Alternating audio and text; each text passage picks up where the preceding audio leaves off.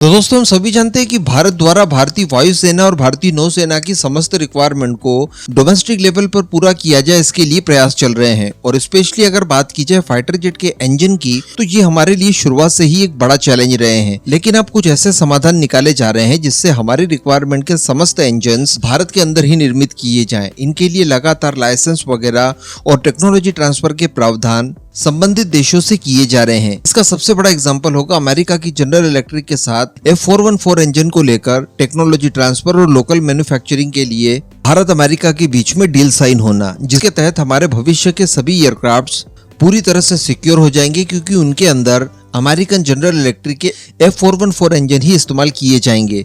लेकिन Russian engines का क्या? हम सभी जानते हैं कि भारतीय वायुसेना नौसेना दोनों ही बड़े स्केल पर रशियन विमानों का भी इस्तेमाल करती है और इनके इंजन्स भी भारत के लिए एक चुनौती बने हुए हैं।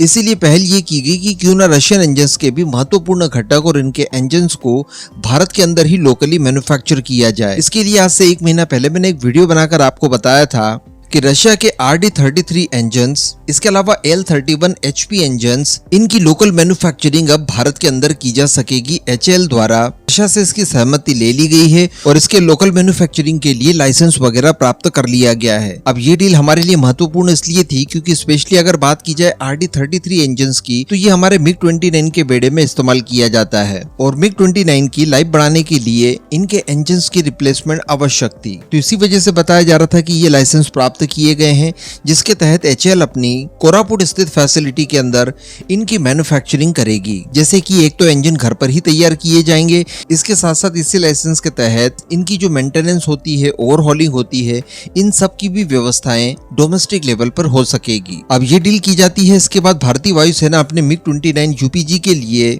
इंजन्स मैन्युफैक्चरिंग करने के लिए एक ऑर्डर भी प्लेस कर देती है, जिसके तहत लगभग 15 RD-33 इंजन्स HAL को बनाने के लिए कॉन्ट्रैक्ट दिया गया। इस कॉन्ट्रैक्ट की लागत बताई जा रही थी 5300 करोड़ रुपए, 5300 करोड़ रुपए। तो इसी संबंध में बताया ये जा रहा है कि HAL द्वारा काफी तेजी से इनके ऊपर काम किया गया और 15 की संख्या में RD-33 इंजन्स भारतीय वायुसेना को डिलीवर कर दिए गए हैं। तो ये एक बहुत ही बड़ा माइलस्टोन है कि MiG-21 UPG में अब स्वदेशी निर्मित इंजन्स का इस्तेमाल किया जाएगा। और इससे भी बड़ी बात कि ये 15 इंजन्स केवल 1 महीने के अंदर HAL द्वारा तैयार किए गए। तो कहने का मतलब एक इकोसिस्टम ठीक ठाक लेवल पर भारत के अंदर निर्मित हो चुका है, जिसका इस्तेमाल करके एरो इंजन्स बड़े तेजी से बनाए जा सकते हैं। अब MiG-29 UPG की बात कर रहे हैं। UPG में ऑलरेडी ये अपग्रेडेड वेरिएंट है। इसका बड़े स्केल पर हम लोगों ने अपग्रेडेशन पहले ही कर चुके हैं, इंजन्स केवल बाकी थे।